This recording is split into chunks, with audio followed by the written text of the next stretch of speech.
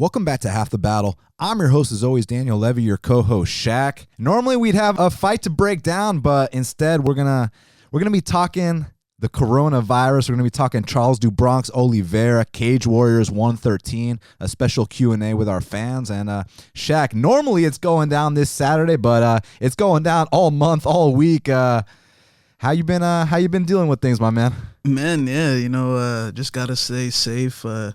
Make sure we're all staying clean and, not trying to put ourselves in danger to possibly get it and possibly spread it around. So, just got to stay safe. But, man, it's been a time where everything's on hold. You can't really do anything. And, it's an unfortunate situation because, the world, some of us have never really experienced anything like this before where, work is shut down and, some certain people can't work, there's food not in the stores. So it's a crucial time out here in these streets. And I think it'll pass over, but and everything will get back to normal. But man, it's a crazy virus.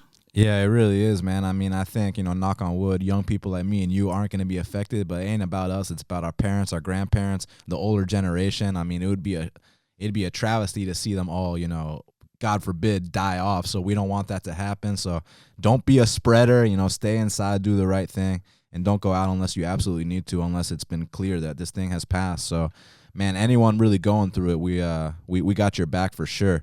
But on a more positive note, Charles do Bronx Oliveira went out there last week, Shaq, and not only did he extend the streak for most submissions in UFC history to 14, but he also broke the record for most performance of the night bonuses in UFC history at 9. I mean, the guy, now he's in the top 10 in the UFC lightweight division.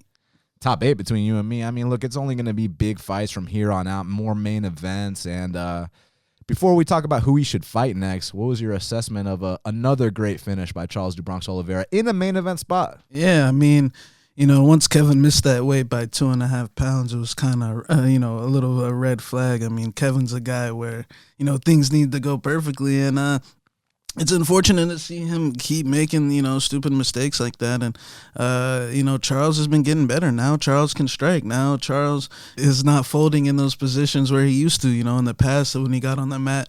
Maybe he, folds up and looks for his way out. But, man, since he turned 30, since he had his daughter, he's been making gains in that aspect of the game. And his stand-up, man, you see those uppercuts that he's ripping, those straights, the flying knees, the jump kicks. I mean, this guy is improving, and he's a bad matchup for a lot of guys because, I mean, look, the thing is, if he gets on top of you, there's no guarantee, or even if you get on top of him and, take a bad shot, I mean, there's no guarantees that any of those guys can get out the sub. I mean, that's just facts. So, Charles is a bad matchup for those guys, and like I said, his stand-up is improving. So look out for Charles.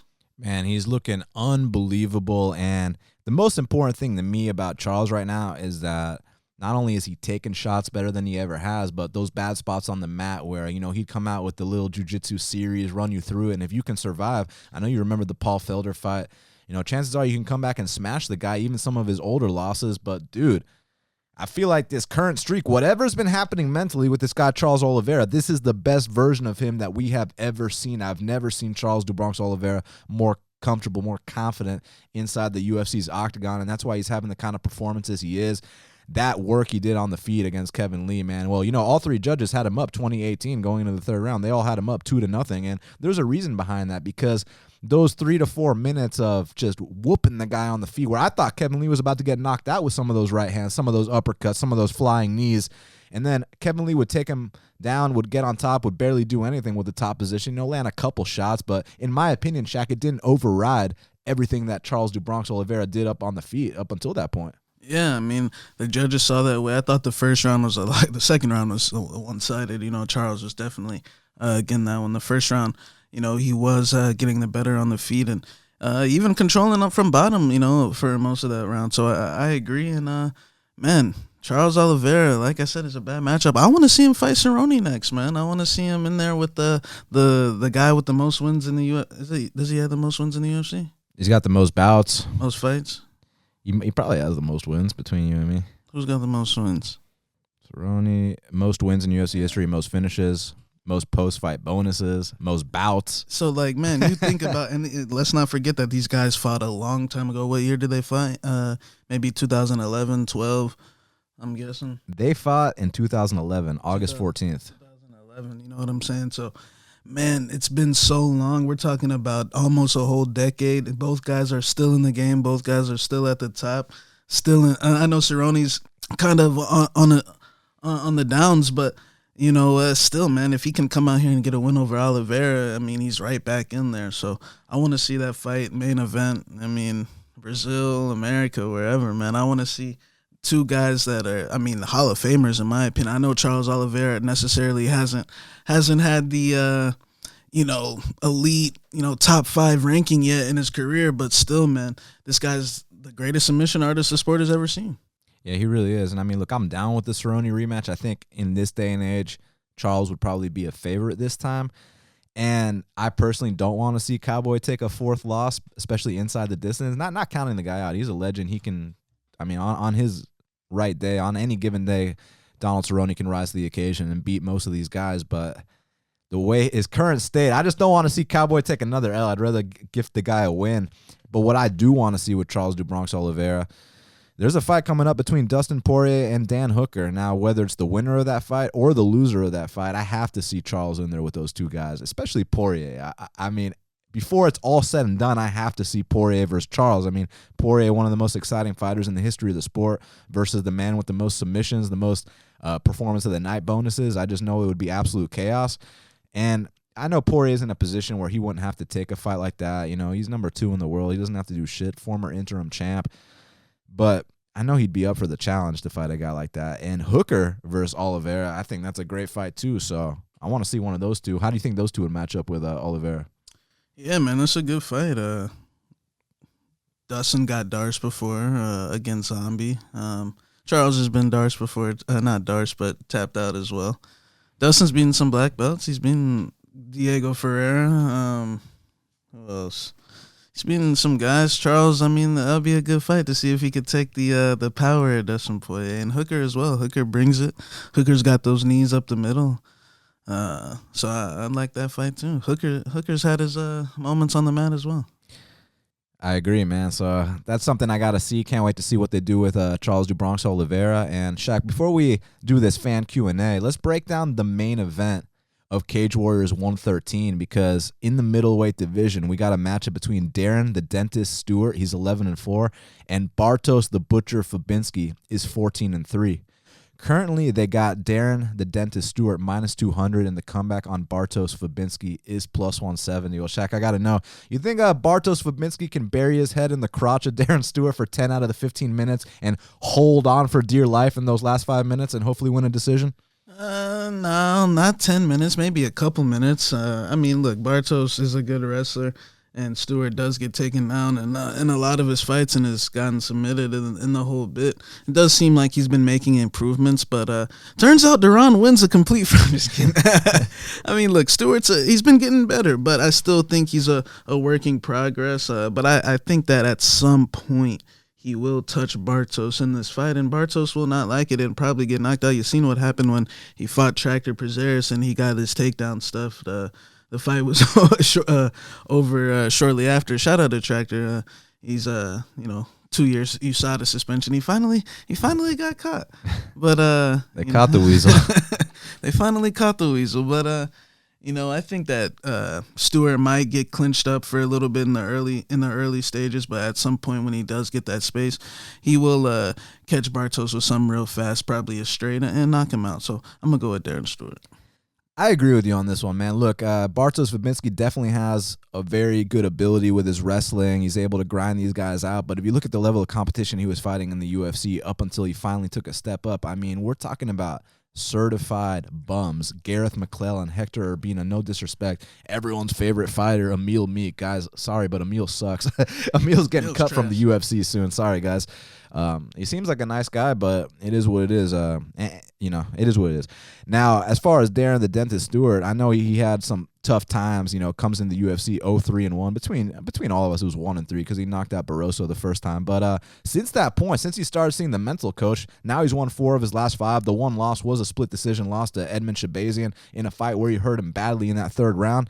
Now, granted, I know between the Darren win and the Edmund fights that he's been taken down, upwards of 15 times or something like that. So he will most likely be taken down here.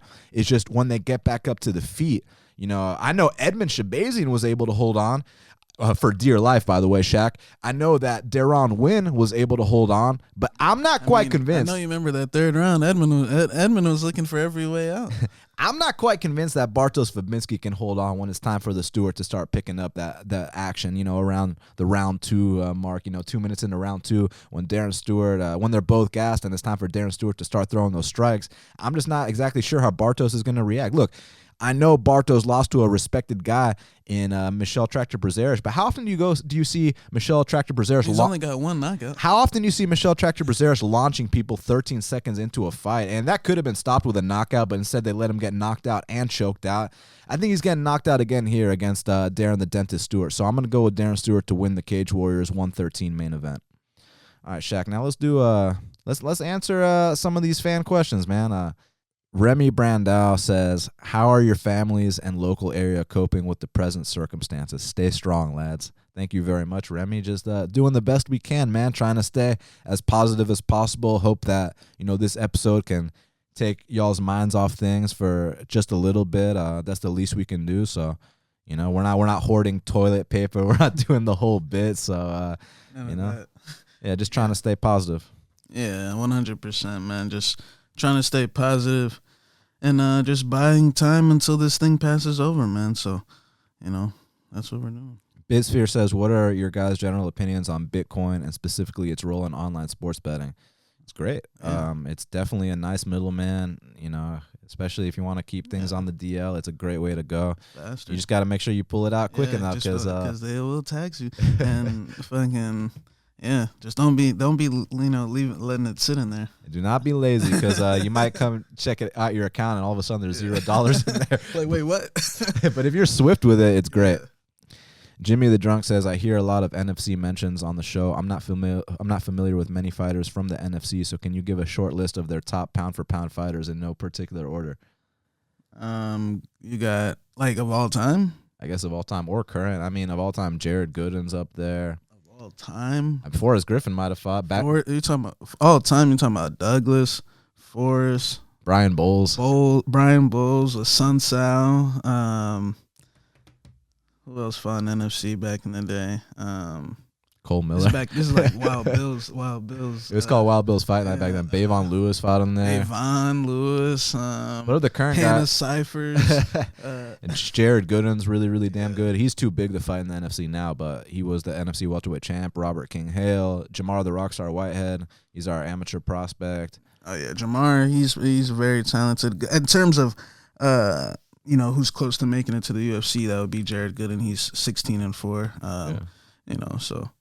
Yeah, Jabril Malik. He's an amateur. You got to look out for that kid. Hits like a truck. Yeah. All these guys need to turn pro though soon. Yeah, they do definitely.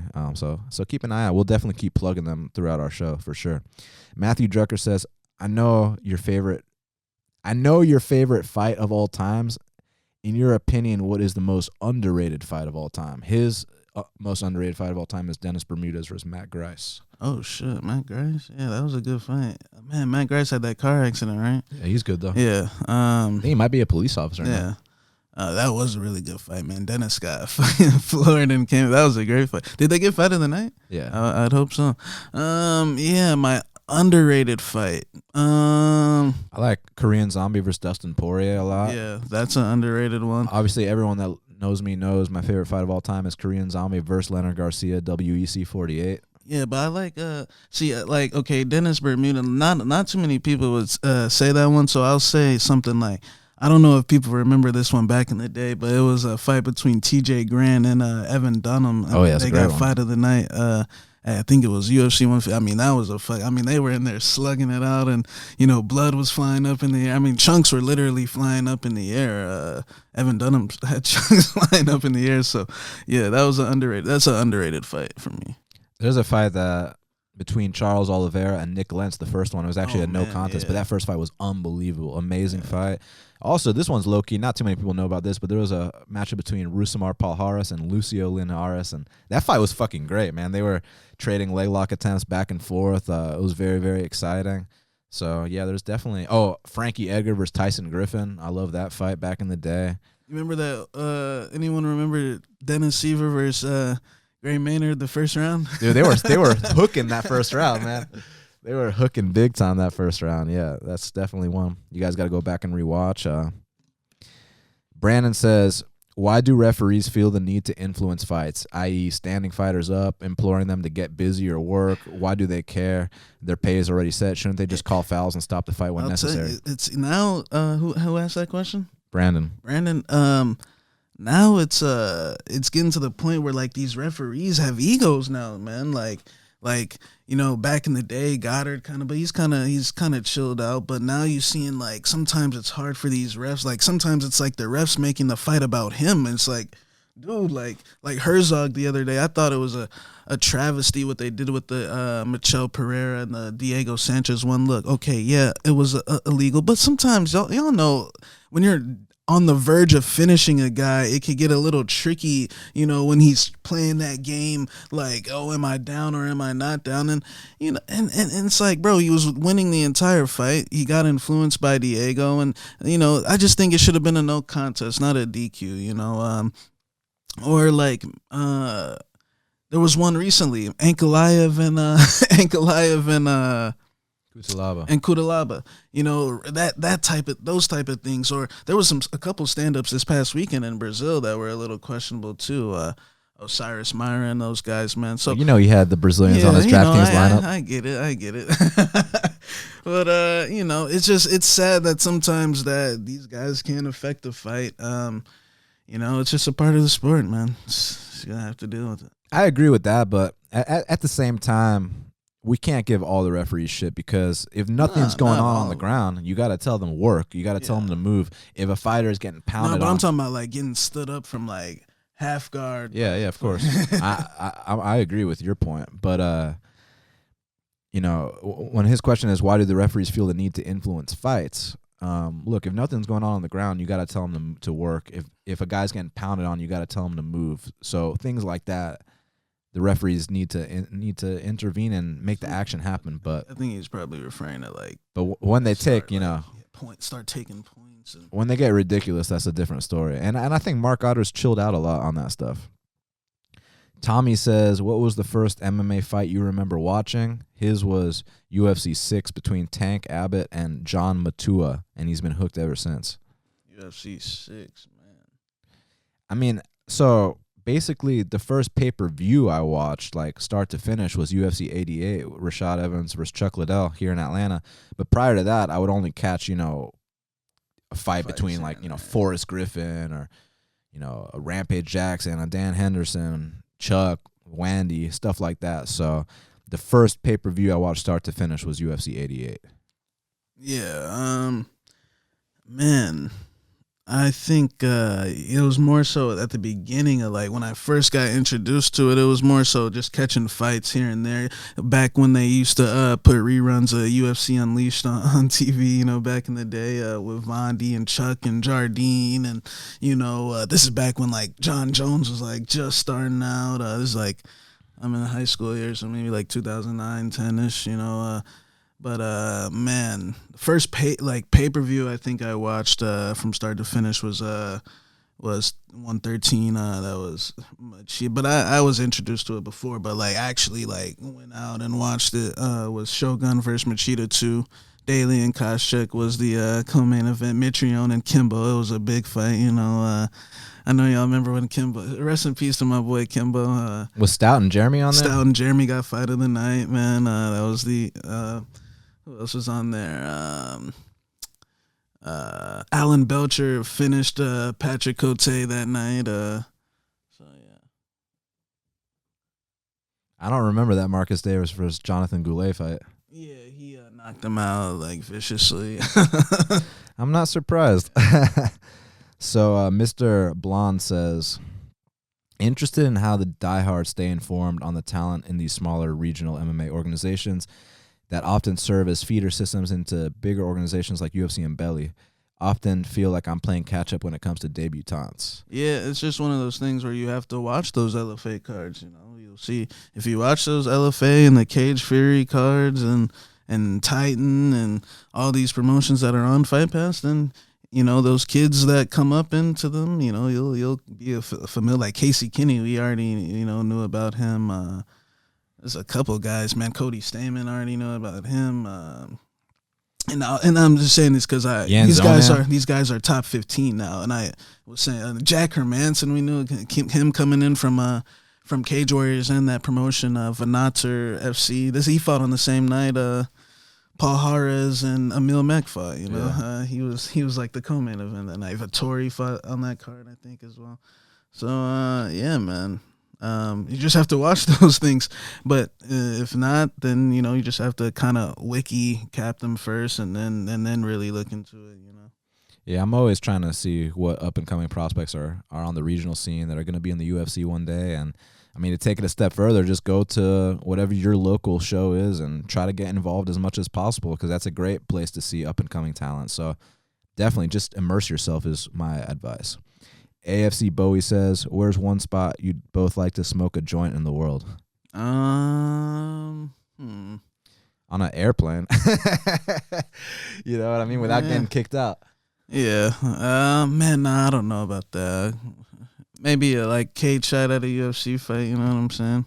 Yeah, that'd be fun. In New Zealand or Australia. Yeah. Tons of places. Hawaii. Yeah, Hawaii. I'd love to go to Hawaii. But I love Atlanta. Yeah. I like smoking joints here. Yeah. Blunts, but we're from the South. But Dave says, let's do a hypothetical breakdown of the next title fight at 115, which I would think is Zhang Suarez, although when Rose and Andrade fight, winner could get next drink at the fountain. So hypothetical breakdown. I actually think it's more so the latter, Dave. I'm gonna think it's the winner of the Andrade Rose fight. I don't think I'm not saying that Suarez is because I think Zhang beats both of them, but I just think that Suarez would get hurt. I don't know. I just have a feeling she would get hurt in that. I mean, y'all remember she lost the third round to Nina Ansaroff, right? I think she needs to take one more fight. I mean, look, did you not see the third round against Ansaroff? So yeah, I think. Breaking news: Tatiana Suarez is not a future world champion. I don't think. Not with Zhang in the picture. I just don't see it. But I think Tatiana needs one more fight. She's coming off a big neck injury, so you got to go with the winner of Rose and Andrade. And if Rose wins that fight, then boom, you got to. And I know Brian Beller will be happy. It's a win-win situation for him. And Andrade, if she wins, she can get that rematch. So look, until Yan Zonan or Amanda Hebos comes into the picture, Wiley Zhang is keeping that belt. I mean, she's not going to lose to any of these old guard people like Rose and Andrade. And Tatiana Suarez isn't well-rounded enough to hold that belt, in my opinion. And yeah, maybe someone will record that soundbite and play it back to me if she ever touches belt, but if she ever touches gold. But in my opinion, she won't. And I've thought that for a long time. I think she's had a good run, but she's very good. She's physical. Zhang I'm not even convinced she can beat Joanna, to be honest. So yeah. Ace says, are you guys on quarantine lockdown in your area yet? If so, what are you doing to pass the time? Yes, we are, my friend. Yeah, we are on quarantine lockdown, man. And what we do is... we've been playing some catch. Yeah, we busting out the baseball gloves. Yeah, we've been... man, if anyone does fantasy baseball, hit me up. We've been getting out the glove. We've been tossing it around a little bit, bringing back some glory days, so... Yeah, it's been a lot of fun recording this podcast for y'all. Just trying to stay active and try to stay busy, And some burning down as well. Some watching some fights. Some herbal remedies. Yeah, some herbal remedies. BP says the UFC announced a card in Austin in June. Given the recent controversy with judges in Houston, is it too soon to go back to Texas? Nah.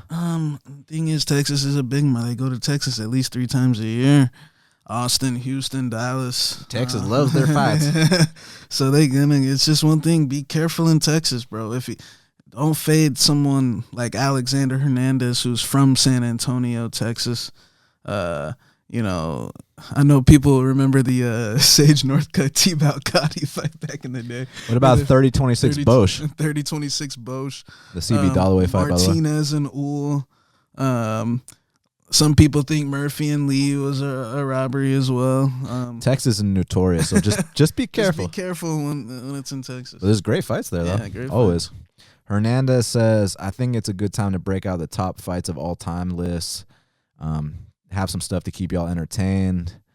So he wants to know our favorite moments in UFC history, big or small, something personal to each of you. I mean, I keep going back to it. WC 48, Korean Zombie, Leonard Garcia. I remember being in high school.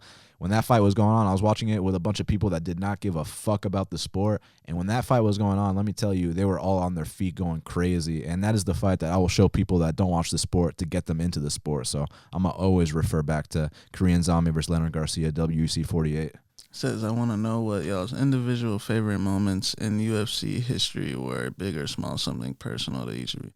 I'd say Dustin Poirier winning the belt in Atlanta. That was something great. I mean, just because, you know, I was on him since the Fightville, you know, documentary, and he fucking built his way all the way up to an interim belt. I mean, hey, it's interim, but it's still a belt. He beat Max Holloway, who was on a 13-fight win streak. He has a gold belt that says UFC World Champion at his house. You know what I'm saying? So, just, you know, following his come up the entire way, that was good. Another one is let's see, Henry Cejudo, man. Just his fight with Marlon Moraes, man, that was spectacular, because Henry doesn't get a lot of enough credit, in my opinion. You know, I feel like people don't take him seriously enough, at least as of recently. You know, I mean, think about what this guy has done his last 3 fights, guys. I mean, you ever seen a run like this? We're talking about Demetrius Mighty Mouse Johnson, the guy that, you know, hardly never loses. Then we're talking about putting TJ down in how many seconds? Was it, what? 27? 20, was it that? No, it was 40 something? It was quick. Let's look it up. 50 seconds? 32 seconds. 32 seconds. I was close. 32 seconds. And then the Magic Marlon Moraes fight, going into that fight, that's what really got this stain for Henry for me, man, because look, this guy, Marlon Moraes, I don't know. I just remember how it was before the fight. People were hyping this guy, Magic Marlon Moraes, up to be like fucking Jesus. Like, oh my God, the second he touches you, that's it. And I felt like, man, people were counting Henry out so much in the fight for the fight to go down the way it did. It was fucking awesome. So that one was a good one as well. Yeah, for me, a couple that come to mind were when Frankie Edgar was the champion, the draw against Gray Maynard. That was an unbelievable fight. I watched that with my dad, but then I actually went, my first ever UFC event, I went to Houston with a friend of mine. If you go back and check out the January 1st, 2019 episode of Half the Battle with my boy Prince Ali, me and him went to Houston and went to go see UFC 136, Frankie Edgar versus Gray Maynard, the trilogy. So when Frankie knocked him out, that was an amazing moment. And then Anderson Silva versus Chris Weidman the first time. Anderson Silva was untouchable, was doing Matrix shit, and I was disrespecting Chris Weidman to a point. I was like, Anderson's gonna treat this guy like a schoolboy, you know? And like, who the fuck is Chris Weidman? You're telling me beating Mark Munoz and Damian Maia is gonna get you a win over Anderson Silva? Like, I was talking so big about why. But bro, he killed Mark Munoz, bro. Like. Yeah, but Mark Munoz, I was like, dude, Anderson used to kill Mark Munoz. It's the Filipino wrecking. Anderson used to kill Mark Munoz in the training room all the time. And do you remember when they had the bond, and then Munoz was like, I'll fight Anderson? Yeah, and he fought Lyoto too. And he got killed by Lyoto. But yeah, so I was under the impression that Anderson was going to walk through Chris Weidman in a way. Like, you guys know how Chris Weidman's looking in current form. He's been knocked out 5 of 6. I thought that's how the Anderson fight was going to go, right? You know, and hashtag the Joker dominates.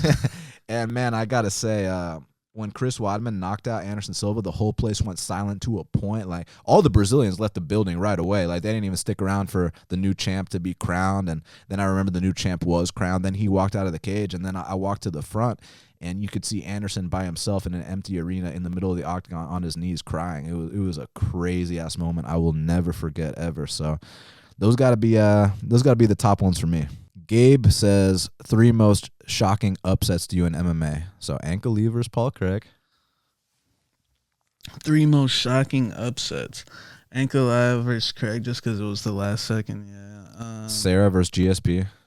Sarah and GSP is one. And this one might not have been shocking for a lot of people, but it was shocking for me because I was so convinced this guy was gonna win. Francis for Stipe the first time. I was convinced Francis just touches him one time and it's a formality, and he did touch him that one time, and all of a sudden Stipe's still there. I was like, wait, guys, hold on. I was like, Francis, wait, no, please. So that was a shocker for me. And shout out to anyone that had Stipe there. I know you can't forget about, at the time, Holm and Rousey at the time, and that was fucking crazy. That was crazy. I was in the building for Bisping and Rockhold. Yeah, man, that was amazing. Crazy. Another one was Rose and Joanna. I mean, at the time, I was like, oh my God, she went out stiff. Man. Yeah, those are the ones. Yeah, Bisping and Rockhold, that was a shocker at the time. I thought Rockhold would run through him again. Again, to revert back to it, Weidman and Silva the first time for me. Yeah, another one was Paulo Thiago versus Josh Koscheck back in the day. That was a good one. It was Paulo Thiago's debut. Koscheck was like already top 5. Like back then, the sport was a lot differently. You see guys making their debut and get thrown right into the top 10 in the world. You know what I'm saying? Man, he fucking hit Koscheck with that uppercut and knocked him out stiff. So yeah, that was a big upset at the time. Roberto wants to know, what fighter do you think is superior to his opponent yet lost to him more than once? So he's talking about Rory versus Lawler. He thinks Rory's the superior fighter, but Lawler beat him twice. He thinks Max is superior to Dustin, but Dustin beat him twice. And he also mentioned Newton versus Mo Lawal. So respectfully, I disagree on the Max and Dustin one. And I know Max has had, the title defenses and all these things, but the first time they fought, Dustin finished him right away, and the second time they fought, he beat him 4-1. So I don't see how Max is a superior fighter there. I mean, I think what he's trying to say is from a technical standpoint, I guess. But the thing is, fights aren't always fully technical. I mean, Rory has a nice jab and a nice straight, and when you look at him, he was supposed to be the champ, his whole way through, but like it's about heart as well sometimes, man. And what I mean, look, 2 times they fought, and I mean, look, when they got to the late rounds and when both guys were bloodied up, one guy couldn't keep going. So, I think Rory, still has, I mean, not saying that he hasn't had a great career, but I just think that when it comes to, his analogies here, I just think Lawler's got more heart than Rory McDonald. And Max and Dustin, I disagree with, just because I think Max has, under the radar, always had kind of shaky striking defense. I think we faded him. It's like we faded him against Dustin and Volkanovski. I mean, it's been something we've been seeing in him. I think he's got volume, and if you can't, maintain a certain punch volume, then he can absolutely break you. I feel like that's what his best attribute is. I don't think it's necessarily that he's this. Look, he is a world-class striker, but I'm talking about when he's fighting guys like Dustin and Volkanovski, guys who can also strike, upper echelon guys in the sport. Dustin Poirier is the number 12 pound for pound guy in the world right now. So, I think Holloway, if he fights guys on that level, Brian Ortega is not on that level. You know what I'm saying? Brian Ortega is a nice kid, but look. Kids in trouble moving forward here.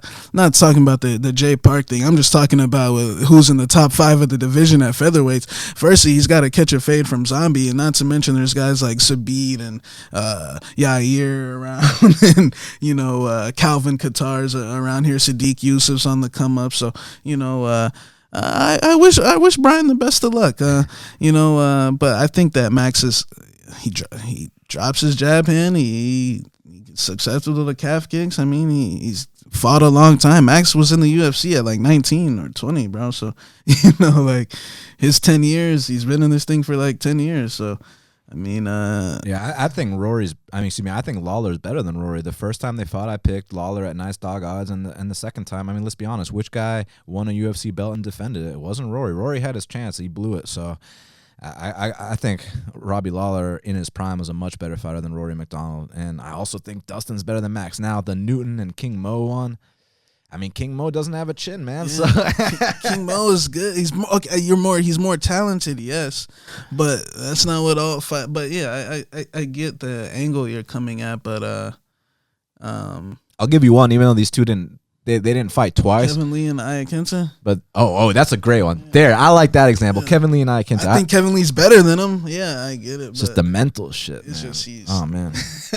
But these guys only fought once. But Fedor and Bigfoot, I think Fedor is better than Bigfoot everywhere. I think man. Sometimes when you catch a fighter towards the end of their run, shit happens. But I feel like Fedor is a better skilled fighter than Bigfoot. Also, Ankalaev and Paul Craig. They only fought. Yeah, I know these guys only fought once, but like it's hard to see fights where the worst guy won twice. Like you don't see that too often. Yeah. Good question. All right, Quinn wants to know our Cage Warriors main card picks. So, dude, honestly, I don't know any of these guys except the main event and maybe Paddy Pimblett, but we can give a quick little breakdown. Let's just look at these. Going with so Paddy. hold on. So let's start. Nathan Jones versus David Baer. Let's look at the odds first. Where are these jobbers at? Okay, so David Baer minus 175, Nathan Jones plus 155. So yeah, I guess I'll go with the Frenchman there. Yeah, I'm gonna go with David Baer. Paddy Pimblett versus Decky Dalton. Oh, Paddy, is he coming off a loss? Yeah, and he hasn't fought in like 2 years. Yeah. Oh boy, He lost to Soren Bach in 2018. Who's Soren Bach? It's 14-1. He might get signed soon. I guess we might be looking at a new UFC prospect here, Soren Bach. I'm gonna go with Paddy Pimblett there. Co-main event: Mason Jones, the 8-0 Welshman, versus Joe McColgan. Click on Mason. Is he training with my boy Jack Shore? Let me see what the odds are real quick. Undefeated Welshman. So Mason Jones is minus 420 and Joe is plus 335. Yeah, I'm gonna go with Mason Jones by Diamond. Since we got another future Welsh UFC fighter. Look, click on his record. Here he is. Okay. Yeah. Yep. Where does he train? He's supposed to fight Danilo Bilardo. Trains at Pedro Bacia BJJ. I wonder if he works with our guys, Jack Shore and Brett Johns. So I got Mason Jones there in the main event. We already told you we both got Stewart. So hope that helps. I'm severely limited on these Cage Warrior fights, so don't go out there and bet our picks with a lot of confidence if you guys aren't. But we are. All right. Kanye Fight says, which MMA fighter would you most like to smoke a joint with, have drunken bender with, fighter you would most want to do 14 days quarantine with? Also, any discussion as to what an MMA fighter's union would look like? I have no idea about the union, but as far as who we'd like to smoke a joint with, Dustin Poirier. Yeah, Dustin. Holloway. Diaz. BJ Penn had all that shit not happen prior to all that that stuff. Smoking with him, no? Yeah, I'd still smoking with him. Let's talk about your life, bro. Yeah. Nah, man. We smoked some joints with some former UFC fighters in the past. Guys that are still out here winning, man. So, it's interesting smoking with them. I wish we could drop names, but it's not a good look, I just can't drop the names, but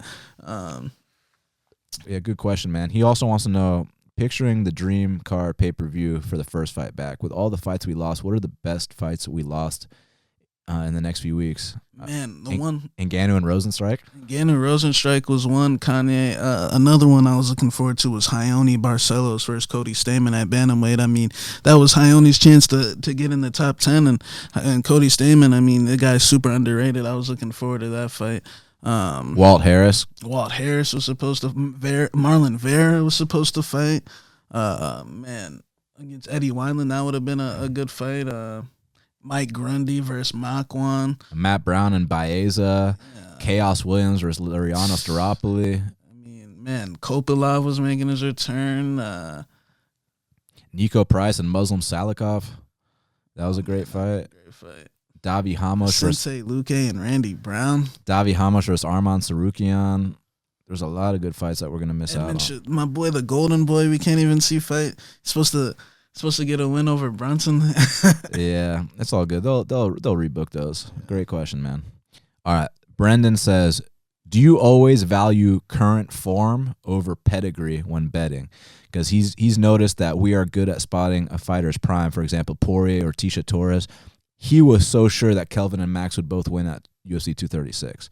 Yeah, dude, I always look at the current form a fighter is in because, as you know, fighters only have a certain window of opportunity, and when they get past that point, when they're past their prime, if you keep expecting these guys to perform how they used to, it's just not going to happen. For example, and this might not be the best example because it was a close fight, but Joanna Jędrzejczyk. Now, I was very high on her during her championship run, but I noticed that she was a bit chinny, was getting dropped by Carolina, was getting dropped by Claudia, eventually got knocked the fuck out by Rose Namajunas, right? So when the Rose Namajunas rematch came, that's when you accept the fact that, hey, just because Joanna set significant strike records on Carla Esparza and Jessica Pené's face doesn't mean she's going to be able to do it to the new generation. And that's exactly what Rose Namajunas was at the time. And I noticed the chin issues. So just because this girl was incredible a couple years ago doesn't mean she is now. The sport's always changing. So I was able to, put my love for Joanna aside and realize her current form, take Rose in the rematch.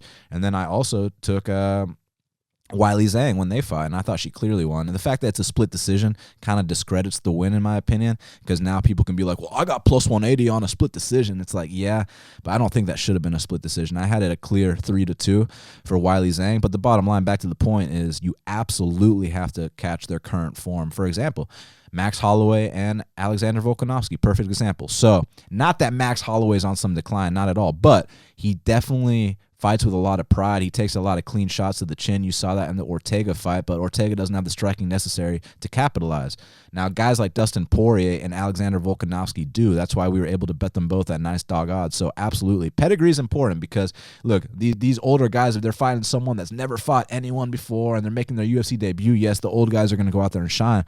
But when you're fighting a young up-and-comer that has experience and the well-known name is on their way out, you definitely got to be looking at the dog odds and look at their current form. So, yeah, I do agree. I do value form over pedigree, but within reason, right? Because, the form has to be experienced too.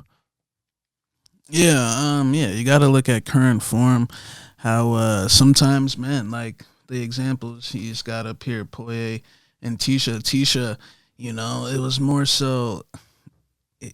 You can some things are more obvious than others. Some things you kind of have to look at trends and see how what state. Like Rafael dos Anjos is a good example, who's kind of a guy on his way out. He fought tough with he fought his former champion. He comes in 170, beat Robbie Lawler and a couple other guys, but then he he's fought all the best guys. We're talking Covington was it Covington first beat him, then it was Usman.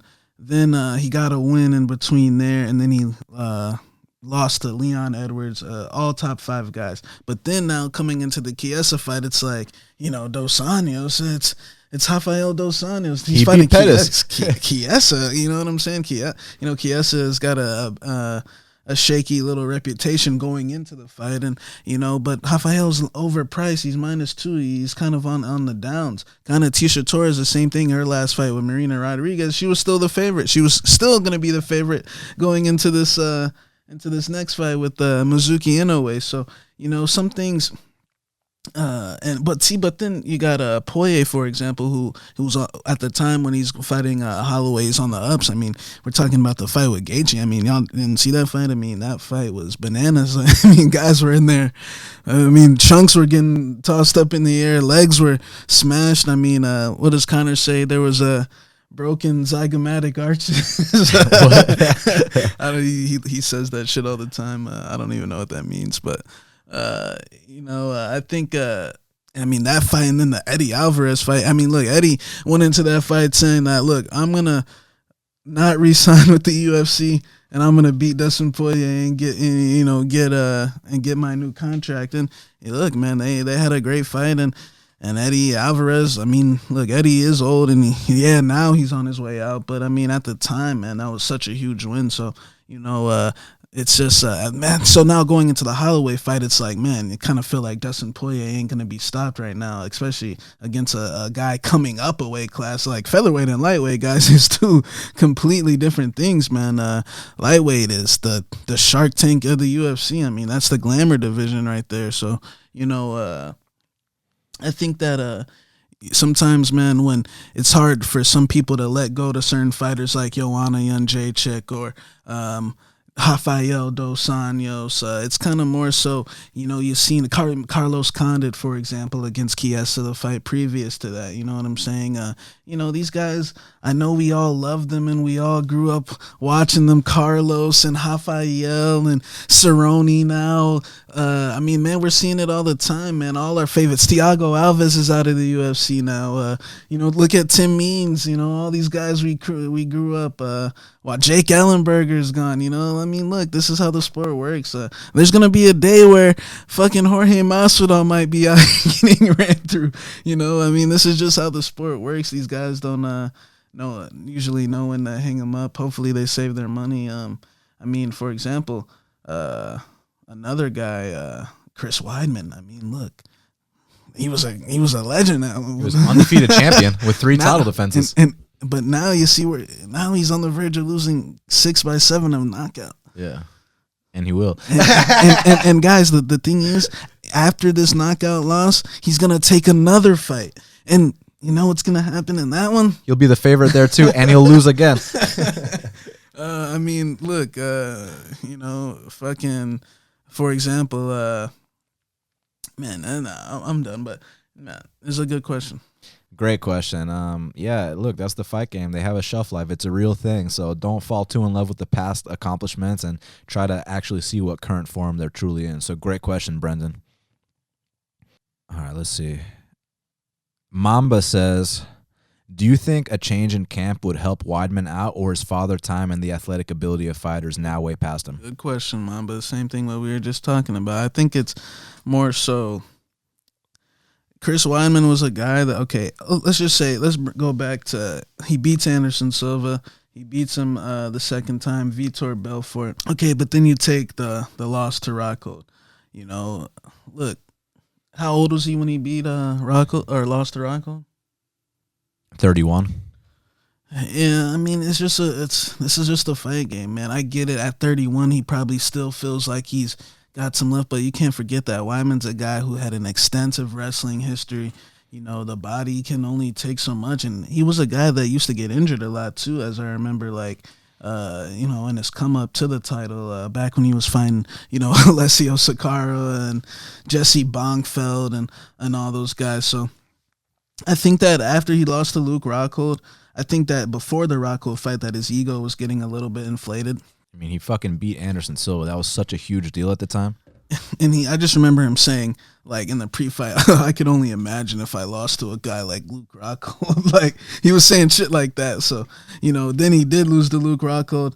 And then, the Yoel fight, you know what Yoel does sometimes. And that was prime Yoel right there. And he got knocked out in Madison Square Garden. He already tried the camp switch, bro. He tried Mark Henry for that fight. And then after that fight, the Gegard Mousasi fight, between you and me, he got finished there as well. I know some people, that was a win for Gegard, so yeah. TKO knees. He TKO'd him. So, and then, he got the Kelvin win. So after those 3 losses, think about where you are. You know what I'm saying? How old is he now at those 3 losses? Like 32. 33 years old. Okay, so then you beat Kelvin Gastelum in Long Island. Now, okay, I'm not saying you retire on that because you still are relatively young. Retire on that. But you could have retired on that. You're Chris Weidman. It's not like you should ever be hurting for cash to but I get it. He's got a big ass house, man, and a big family. And a big family. Never mind, I take that back. So, I think Weidman. So okay, yeah, I get it. You got a lot of things to pay for, so keep fighting. But I feel like after the Kelvin fight, I don't want to say he kind of got too greedy, but I think that he probably his management should have kept him more so in the middle pack of the division and try to get give guys main event shots against him. Instead, he'd have to take a pay cut, though. Exactly, but try to get to 50. You're in the main event. You know what I'm saying? Try to, make up the difference a little bit. But I get it. I just think he wasn't that. I just think he never really evolved, to be honest. His striking never evolved. His chin got progressively worse, and he can't, it's not 2000. 10-9 where, you know, that hard-nosed wrestler is going to, you know, grind out that decision all the time. You know what I'm saying? Now these guys have evolved. They can wrestle. They can strike. And Wyman's striking, that's really what it is. His striking has never evolved. He's still got 2 right feet. You know, he's slow. And he's chinny now. And now he's cloudy on what weight class he wants to be at. And he's not admitting certain faults, and, you know, he's kind of delusional. You're saying he's not really been knocked out these fights? Like, you know, no one's really never beat me. Before the Reyes fight, he's talking about fighting John Jones. We're like, Chris, wait. I was like, John? Like, like, bro, what are you talking about, Chris? I mean, look, this is what I think happened. He was 13-0. Undefeated champion, 3 title defenses, running through all these guys. And look, in the Lyoto fight, there were some sketchy moments towards the end of that fight. In the Vitor fight, Vitor had a nice little blitz early on, so we're thinking, man, maybe the right person can capitalize. And Luke Rockhold goes out there, and he doesn't just beat him, guys. He beat him down in a way where we thought it was a late stoppage. It should have been stopped in the 3rd, but Herb lets it go into the 4th, and he takes all this unnecessary damage. So Chris Weidman's a guy that's not used to losing, and then all of a sudden he loses in such dramatic fashion, and then gets the fight with Yoel Romero. He's a big player in making, you know, UFC legalized in New York, and he gets this fucking showcase in Madison Square Garden, you know, UFC for the first time in Madison Square Garden, all these things. And, you know, if you thought the Luke Rockhold fight was devastating, wait till you see the Yoel Romero fight. That was one of the most vicious flying knee knockouts I've ever seen. So after that, it's like, well, what do you do with the guy now? They put him in there with Gegard Mousasi. He takes a quote-unquote illegal knee. I thought it was illegal, by the way. And then he starts telling the ref, you know, the ref asks him what day it is. It's probably a Saturday because it's fight night. And, you know, he's saying shit like Wednesday or Thursday. I mean, the guy, you know, he's either trying to get a DQ. It's bad. He was either trying to get a DQ, which is something he would have never done in his past, or his brain was so fucking scrambled that he really didn't know what day it was. So either way, both those scenarios are horrendous. Then you got the Kelvin Gastelum fight, and you guys know Kelvin Gastelum's a really hot and cold fighter. When Kelvin Gastelum's on his game, he can beat a lot of guys, but other times you'll watch the countdown, he's eating ribs with his family, he's eating pastor, he's doing the whole Go bit. Watch that last countdown for the Till fight. That's when I knew I had to bet Till. I was like, yo, I see pots of pastor on the counter, bro. Like, you mean to tell me this kid didn't have a couple tacos? And by the way, if anyone hasn't seen, I know why Davison Figueiredo didn't make weight for his title fight. Just go watch UFC Destined episode 1, and it'll tell you all right there. Yeah, my boy was eating meat off the bone. You know what I'm saying? He went back to Soares Para Brazil, and you know, he's having the cameras out there, but you know, his family made that feast out there, man, and he couldn't resist. So Kelvin Gastelum, he's one of these guys that, you know, he's hot and cold. Like, when he doesn't show up, he'll be smoking weed all camp, eating all the food in the world, come in there, miss weight. And he still went out there and dropped Chris Weidman. It's just, you know, the short fat boy. For some reason, he's coming out there trying to fight like Lyoto Machida, and he gets arm triangled in the 3rd. But if you think Chris is going to build off that momentum, you're completely wrong, because he gets knocked out in devastating fashion against Ronaldo Souza, and then gets knocked out in a way where we've never seen. You see, up until now, he could say shit like, well, I've never been knocked out in the 1st round. I've only this and that, right? Well, now you've been knocked out in the 1st round, bud. So these things don't get better, they get worse. Plan accordingly in his next fight. Shark says, how far do you think Gilbert Burns will go in the welterweight division? He personally thinks that he's got a well-rounded game and can hit hard, but his fight IQ is so bad, interesting, that he expects most ranked guys will expose him. I see your angle there, Shark. I wouldn't say so bad. I think he's a guy that relies on his jiu-jitsu a lot, and he can. I mean, he's a world-class jiu-jitsu player. As you can see, Damian Maia took his back, and you saw the scramble he had to get out of that, so that was super impressive. But he's number 6, six. Yeah, he's number 6 now, I believe. So I do think that maybe he might not be in the real scheme of things number 6, because I'm not convinced he can beat a Wonder Boy Thompson or, you know, a Jeff Neal. But I think that now it's time where in that middle pack of the welterweight division, let me tell you the guys that you got that are trying to move up in the ranks. You got Ponzinibbio, who's looking to make his comeback. You got Burns, who's top 6, Chiesa's top 7, Jeff Neal's top 10. And these guys all they all deserve a big fight coming up here next. So I think you're gonna see some variation of the matchups between those 4. I'm thinking of some other guys that are you know, in the mix there too. So, you know, I think that Gilbert needs to. I think, look, I had an idea for his next fight. You know, if Chiesa doesn't want to take the Jeff fight, okay, give him the Ponce fight instead. more like if Chiesa isn't forced into taking the Jeff fight. We know he doesn't want the Jeff fight. I think Jeff Neal's getting a big fight. I'm thinking Austin, you know, in Texas. I heard he's looking to get a main event spot. And I know one of these guys is going to get we can't forget that one of these guys is going to get the Robbie Lawler gift when Robbie decides to take another fight as well. So, you know, I think that Jeff Neal and Gilbert Burns sounds like a good main event in Austin, Texas to me. But we'll see. Gilbert's number 6 now. He's looking upwards. You know, these guys, they knock out the ghost of Damian Maia. Just kidding. I'm just kidding. Nah, it was a legit win. But we also can't necessarily like rank Chiesa's win over RDA and Gilbert's win over Maia the way we can. Look, I'm talking Covington left Maia in a pool of blood and already broke RDA. Usman, the same thing with both of them. Then Leon Edwards got in on RDA. For Maia, you know, he took 2 fights against Rocco Martin. They're out here running trains on my boy. I mean, like these guys are getting trains ran on them at this point. Like that's what Dana's using Dos Anjos and Maia for. Like, you know what I'm saying? So I think it's good wins, but are these guys really top 10? I know Jeff Neal really thinks otherwise. He doesn't think so, but Jeff Neal, he deserves a big fight. The way he put down Mike Perry like that, he deserves a big fight. MMA Sanders says, name your 5 favorite prospects, and who do you think is the best striker in the UFC? My 5 favorite prospects. Hands down, man. Is she considered a prospect now, or she's ranked? But we'll call her a prospect. Rebus. Those 2 for the females. Males, I like O'Malley. Fucking Montel Jackson. Another guy that's underrated as fuck at lightweight is this guy Damir Ismagulov. Not too many people know him. You think he's like 18-1 or something like that. He's from Kazakhstan, Russia.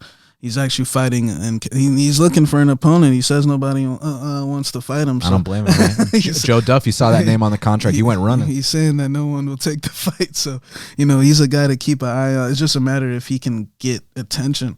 By the way, you heard Merabak Taisimov got cut? Got released, yeah. Got released. Another prospect. Well, listen, I mean, if he's getting outstruck by jiu-jitsu guys, how do you think he'd do against real strikers? Yeah. Oh, my God, what a travesty. Guys, yeah. UFC know what they're doing. Relax. Man, I can't. Light heavyweight, who's some prospects I like? Crude, I guess. Ryan Spann, keep an eye out for him. There's tons of prospects, man. Yeah, I need to see some... Raulian Paiva at flyweight. Yeah, I love that kid Paiva a lot. He's fucking awesome. I like this kid Sean Brady at welterweight. Sean Brady. He looked really good his last fight. He is good. By the way, you know Ismail Nardiev's no longer with the company too. They offered him a new deal, and he said, "Actually, I want some experience outside the UFC." That's smart. I respect that. He'll be back. So, who is the best striker in the UFC? Izzy's up there. Izzy's up there. Listen, Paulo Borrachinha. He's up there. I don't care what anyone says. He's up there. The firepower that Paulo Costa has is just, I mean, he dropped it well, like floored him. That kid O'Malley is really good at 135. Got some good striking. Another guy that's more so got a jiu-jitsu background, but Cormier said that in the middle of his fights that a boxer texted him saying that he sparred with him is Ione Barcelos. The guy's got some really good boxing. I mean, these world-class boxers are allegedly bringing him in. He's hitting with both hands now. He's another good guy who's got some good striking. Stephen Wonderboy Thompson, his last fight, he put that on display. Yeah, man. There's tons of good strikers Dustin in the UFC. Poirier, Holloway, Volkanovski's got some good striking. Jan Zonan. Volkanovski Volkanovski is super underrated in terms of striking, in terms of his feints, bro. Like, his point game is so good. Like, you saw what he did to Max, and Jose Aldo in Brazil. Volkanovski, man. I can't wait to see him in Zabit. Hisham says, who's the bigger prospect and who would win at the moment between Jan Zonan and Amanda Hibash? That's a good question, my boy. We were talking about that the other day between you and me. I have a feeling they might make that fight. I'm going to take Yan, but I think it's a tough fight. That would be one fight where I would legitimately be concerned about things. And I mean, Rebus, bro, is the real deal. I hope they don't fight. I hope they keep them on separate paths and let them fight, you know, when they're both top 10 and in the top 5 or something like that. But who would win at this moment in time, man? I can't say. I just think it should be line picking, because I've been really high on Rebus lately, man. I know I love him. I think Jan's top 10 right now, but Rebus, man, has been catching my eye since before this Mackenzie Dern fight. So I like both of them. I got Jan Zonen in that contest, and I would hope that she would. But he wouldn't. But he knows that he wouldn't be out here talking about no Max best season or anything. No, definitely not. But if it's dog odds, I'm in. Yeah. You know what I mean? He also wants to know. He's been listening to us forever, and he's curious about who me and you are outside of MMA. What are some of our backgrounds and life stories? You don't have to go too in depth, but give him a little brief on. My boy Ish and me, man, you are my boy for life as well. I think that, yeah, my background stories, man, I got a tough background. I can't get into necessarily details, but just I'm a normal guy like anyone else who's made mistakes in life and has redeemed himself and is looking to move forward in life. And, you know, I'm sure Dan is as well. Dan used to be in a band, I think it was. He used to, you know, be on tour and shit. And, you know, now we're looking to get into this realm. So, you know, we've all got backgrounds and life stories. I'm 25.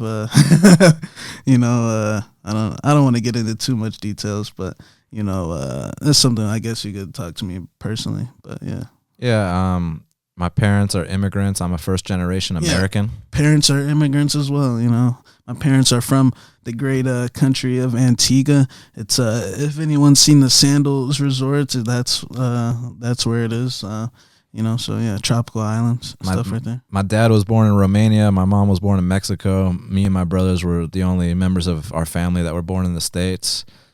Yeah, man, and just want to be a positive person, want to give back to the community, want to be better every single day. So thank you very much for your support. We're out here in Atlanta with it, man.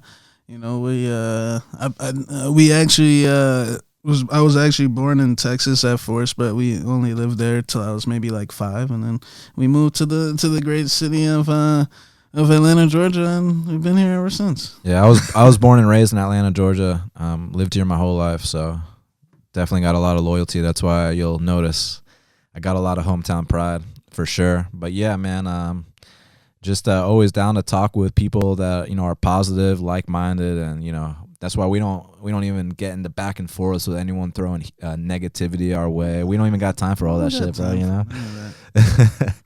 None of that. Philosopher K says, can you talk about your betting strategy? How has it evolved over the years, and what do you look for to make a strong pick? So obviously the line is very important. And basically what I like to do is you scout the matchup yourself. You analyze where you would line it and then compare it to the actual odds. And if there's a discrepancy, that's what we like to refer to as value. Now, if you line someone minus 300, but the books line them minus 500, well, there's no value there anymore, right? But if you line something minus 200, but the books think he's a plus 150 dog, well, shit, it's time to move in big time. Or, for example, I thought Jan Zonen should have been like minus 1,200 against Carolina, but she was only minus 2 something. So we moved in big. It just depends on the spot. So bottom line, I would rather take dogs for the most part. That's where I've had most of my success. But I have a saying, do not bet chalk unless it's a lock. It's easier said than done. Trust me on that. But, yeah, the betting strategy is 1 to 4 bets per card. Keep that money management and discipline on point. Don't force things. And, you know, long term, the gains will come. Yeah, 100%. You know, how's it evolved over the years? Yeah, I mean, don't bet chalk if it's a lock. It's easier said than done. A good example this past weekend. I don't want to say they got lucky, but the Barzola fight. Look, spots like that where he opens up a pick'em and he's ending up in the minus 2. I think he closed like minus 210 if I'm not mistaken. On the fight day actually. So, you know, things like that. If you bet it at minus 210, I mean, you got no value. You just want to make sure that all your picks have value, you know. Yeah, don't force bets. Yeah, you know, like, or for example, or certain things like these slight chalk hype jobs like Johnny Walker, you know what I'm saying? Like Johnny Walker has kind of, when you really looked at it, yeah, I think we both picked him on the show, but I always had a feeling that this guy might have actually been a complete fraud. And shout out to my boy at Wake Forest. He told me the entire time that, bro, this guy is a complete fraud. I'm telling you. He told me this before the Corey fight, and then he bet on Nikita as well. So, things like that. And those type of things are always at those certain slight chalk, so it is good to take dogs. But sometimes, man, you gotta capitalize on I've been noticing lately, man, in these fights that are like line minus like minus 200, let's say minus 250, I've been noticing that a lot of them are just straight locks, man. Another example was Rebus. I think she opened like minus 225 or something like that. Paiva, like Carlos Diego Ferreira. People are like a little sketched on like, man, should he be that line that high over, Marcos, Pettis, or Carolina, Dark Taylor, Janzona and Carolina. And it's like, I've been realizing that Megan Anderson, it was a good example of that a couple weeks ago. She was fighting some girl that like had like 3 fights, and I was like, bro, Megan might need to be minus 500 here, like, and that's exactly how the fight. So I've been realizing that a lot of them things are just straight locks. So yeah. And Dane Downey Jr. says, isn't there a higher risk betting the less elite, even bottom of the rankings fighters? If so, why do most cappers avoid the main event fights and like the earlier ones? So I see. So I'm actually been switching up lately. I've been actually betting, like, over the last few months, I've been betting more like towards the upper of the cards. But as compared to like a couple of years ago, I was actually more so like kind of looking to stay away from the main event. And it's like, you might think, a lot of handicappers might think there's an easy matchup on the undercard, and it's for example, like an Alon Cruz versus Spike Carlisle, or Austin Lingo versus Yusuf Zalal. There's so many, man. It's one every week where you think it's an easy matchup, but it turns out to be, something otherwise. But I think I can't necessarily say the exact reason, but I just think they feel like there's more easier fights on the undercard. There's usually going to be a bum or two on the undercard where you're like, oh my God. For example, this past weekend on the undercard, there was a fight that you cashed on, Marina Moroz and Bueno. I saw a lot of people losing on Bueno Silva, taking that. And I already could see why, because I was doing that a couple of years ago. They're thinking, oh my God, Myra Bueno Silva, this power striker, minus 130 against the air striker. I saw videos going into this fight in Rose where people they're saying shit like, it was funny as hell though. I forget the 2 kids' names. They're super funny. I like those kids. Yeah, but they were like saying shit like, there was a fight where Marina Moroz threw 150 strikes and landed 10 of them. I'm not even kidding. Like that actually happened. Like, so I could see why, but shit like that, man. Those undercard trap bets, but there are some gifts on the undercard as well, so I can't say there's like Paiva, that was a gift. There's plenty of gifts on that undercard, but there's also traps. You just got to be selective. And but I think like on the main event, maybe some guys feel like both guys can win. I want to stay away, but man, on the main events are good to bet on, in my opinion, as well.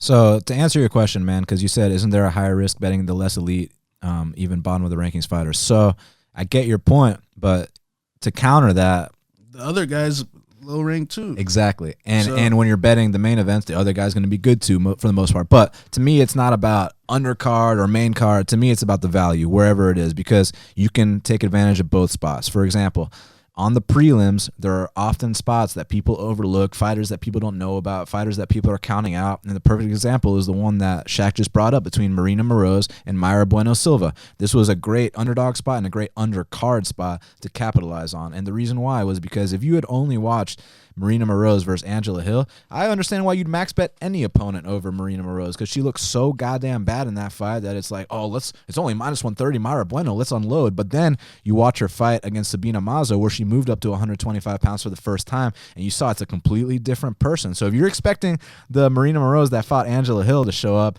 you're just throwing money away. And I saw a fight that should have been a dead pick'em with a plus 135 odds on Marina Moroz I needed to capitalize there. And yeah, it was less elite fighters, but it doesn't matter. If there's an edge there, take it. And a couple years back when we max bet Yan Zonan at fucking minus 105 odds against Kylan Curran. But pick him against Kylan Curran? Yeah, shit like that's because no one knew about it. You know? Exactly. That's the point I'm making here. See, yeah, I mean, those are things like, you know, you just type a name in on YouTube, it's simple, and boom, like, there, I just saw a couple sidekicks to the head, and I was like, "Oh my God, she's fighting Kylan." Yeah, so I think it's good to pay attention to all these fighters coming up, and then in the main events, there's a lot of opportunity there too. I cashed in on Charles do Bronx Oliveira at plus 140 odds. I thought that line was a joke. I know my boy Shaq's been cashing on a lot of under 4.5 totals on these main events, so I think there's opportunity throughout the card. It's just about pinpointing that value and spots that people are overlooking. I hate when I'm on the same side as a bunch of different people. That's never a good feeling, but when I'm on the opposite side, like on a Marina Moroz, it's always great. So I think that instead of thinking about, you know, less elite, more elite, let's just look at the matchups themselves, the lines, the value, and take it from there. So the Pigman says, is the Johnny Walker hype train over? And if so, can he bounce back? He is working with Faraz Zahabi, but his defense is looking really bad. And now that we see that he can get taken down after round 1, it's not looking so good for him. And he sends us our best from Croatia. Thank you very much, man. Croatia. My boy Igor the Igor Duke. the Duke, man. Shout out to my boy Igor the Duke. Crow Cop. Darko the Stasic. Man, shout out to those Croatians, man.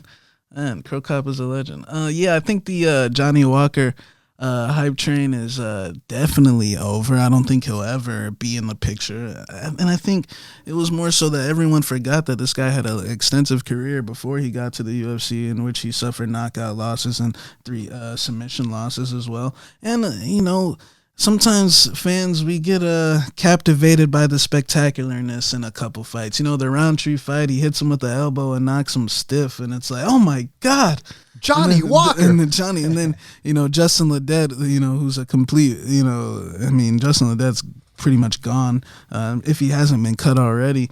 And, you know, he put him down in 15 seconds, I believe it was. And, you know, the Misha Serkinov flying knee, another less than a minute-ish type knockout. But, you know, we still haven't really seen any fundamentals from the guy. We really haven't seen all we've been seeing is these spectacular knockouts. What happens if he has to get down and dirty in there? And we've seen what happens. And I think Faraz is not a good gym for him. I told you the second when I heard he was going to TriStar, I did not like this fit for Johnny. I know Faraz is a great coach, and it's nothing against him. I just feel like Johnny Walker, the coaching wasn't the issue. If you didn't hear that article, the second I heard that article from his old coach who got Johnny to this point, who got Johnny here, you know, the guy that has took him from his old embarrassing losses out of Brazil to get to this point, the guy that he needs to be with, you know, his coach said, bro, Johnny's ego has fucking inflated through the roof. Like, he said, this kid used to be humble, he used to come train, but now he's missing practices, he's showing up late, he's got all these girls, like, he's bringing, you know, girls to the hotel on fight week, the week he's supposed to fight Corey Anderson. If he wins, he's probably gonna fight John Jones, and he's bringing, and the girl allegedly was from Canada, and guess where he is now, and guess what just happened. You know what I'm saying? So, you know, I feel like Johnny Walker, look, okay, let's say he's in Canada now. Let's say he's going to be in Canada now permanently. He needs to take an easy fight next. I'm talking Ed Herman, like Mike Rodriguez, Devin Clark, friggin' Paul Craig, you know, something along them lines. Because if he find top 10, he's going to get exposed again. His chin is going to get exposed again. His shitty cardio is going to get exposed again. He needs to build back confidence, but I don't think TriStar is a good fit. I think at some point he'll end up going back to his old coaches in Brazil and apologizing to them for his actions and how he was acting. Look, this thing happens, and they said the same thing happened with Ngannou after he knocked out over him. They were like, the guy just started acting like a dick to everyone. Like, then it was like, bro, he was missing all his treatments with the PI. Like, he was nowhere to be found. Like, they were like, bro, he didn't even train for the Stipe fight. Like, they were like, he was gone the entire time. He goes to France 2 weeks out. He was like, bro, Francis is doing an appearance somewhere. Like, we don't know where he is. Like, so I think that's what happened to Johnny Walker a little bit, man. Too much fame too soon. I like Johnny Walker. I hope he can get it together. Seems like a cool guy. I like it when he knocks people out in highlight reel fashion. I was always really intrigued by the athleticism, how spectacular those knockouts were. But, man, you need more than that to hang around at the elite level of any division in the UFC. So he's still a young guy. Hopefully he can bounce back and get it all together because he definitely has some physical tools. But it's more than just physical tools in this game, as you know, man. So hopefully he can get it together.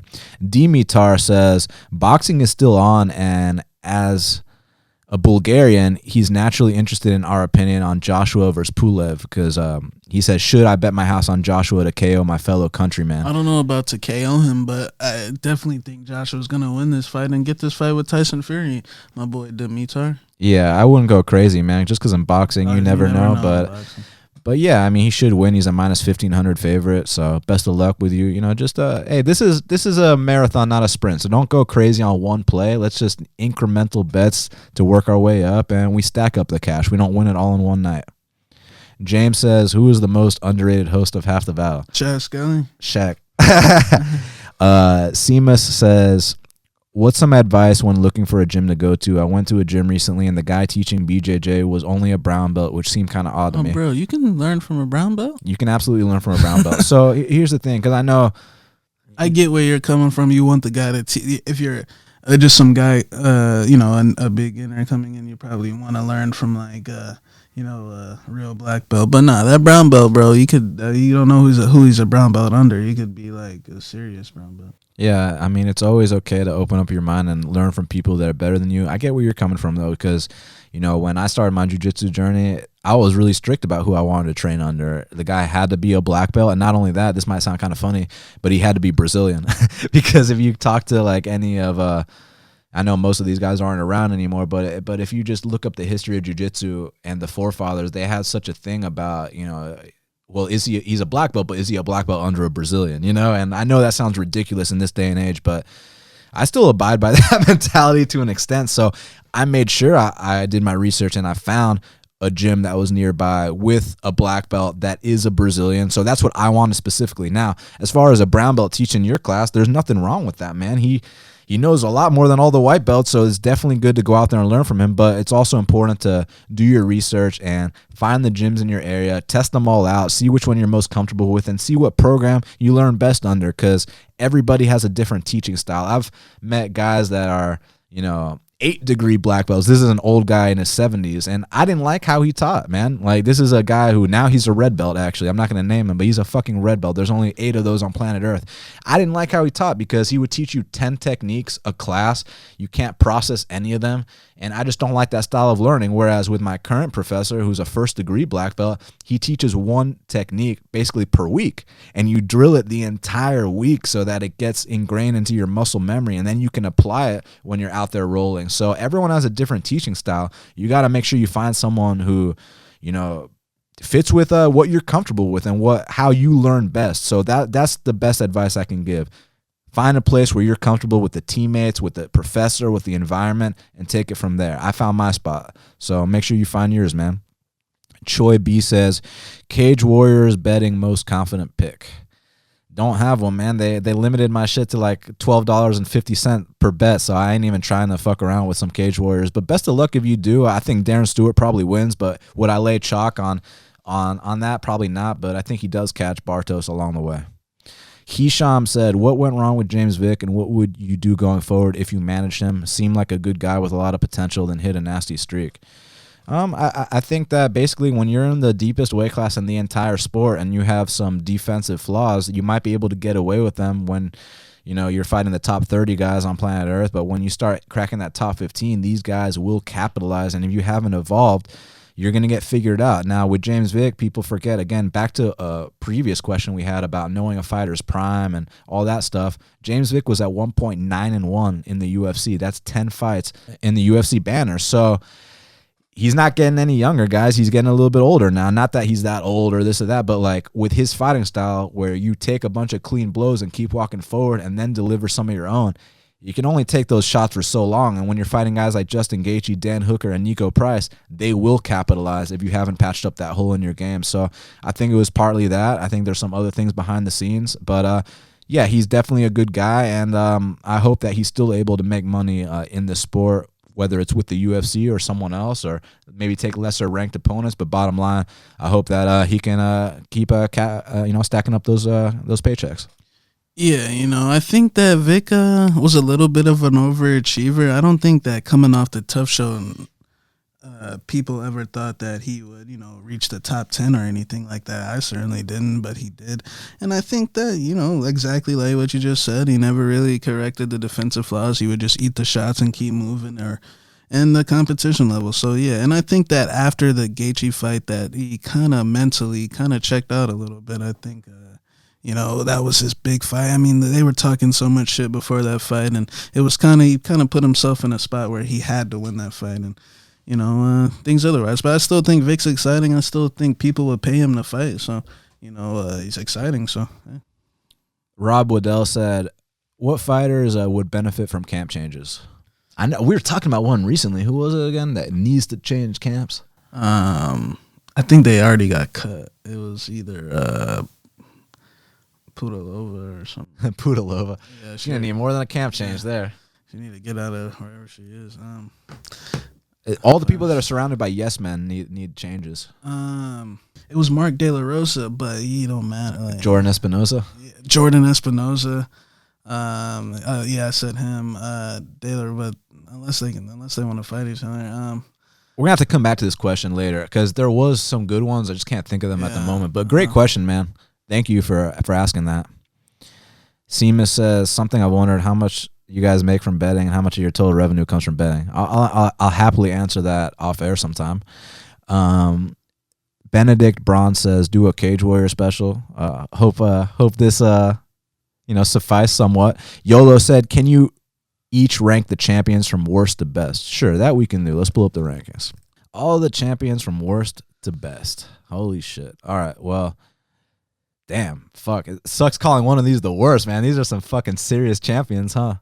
It's hard to say the worst, man, because they're all so awesome. There's nothing against her at all, bro. Like I'd say Stipe. I see my girl, but that's disrespectful. Yeah, you can't say. How about we do this? How about we name the top 5 UFC champions? Because I don't want to call any of these guys the worst. Let's do a top 5. So let's see: Jones, Khabib, probably Nunes.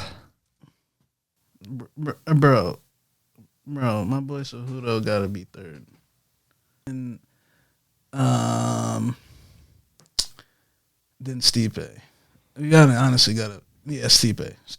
Just because he just got his belt back. All right, so Jones, Khabib, Cejudo, Nunes, and Stipe are probably the top 5, even though it's really debatable. But yeah, man, good question. Cejudo had 2 belts, so he gotta be top 5. Yeah, and an Olympic gold medal. Don't forget about that, man. Hey, guys, thank you so much for your questions. This was an absolute pleasure to do. We hope to do this again soon. Hopefully, we can do a fight breakdown soon because we want the fights to come back ASAP. It's only been a couple days, but it's been too long. You know what I mean, Shaq? So we want to get back to it, man. So follow Shaq at MMA Genius 05 on Instagram at ShaqBFP. Follow me at Best Fight Picks on Twitter. Our official Instagram is Best Fight Picks Official. You can subscribe to Half the Battle on iTunes, SoundCloud, YouTube, Stitcher, Spotify. Anywhere that you can find podcasts, we are available. Hit that subscribe button. Hook us up with a 5-star review. We really appreciate it. You can get our bets at bestfightpicks.com, but probably not going to be any bets until UFC 249. Hopefully we're wrong and this shit passes over. We can get back to it next week, but it's looking like not till 249. So go to bestfightpicks.com for that. Again, thank you guys very much for all your support. We truly appreciate it. We love you guys. And until the next time, let's cash these bets.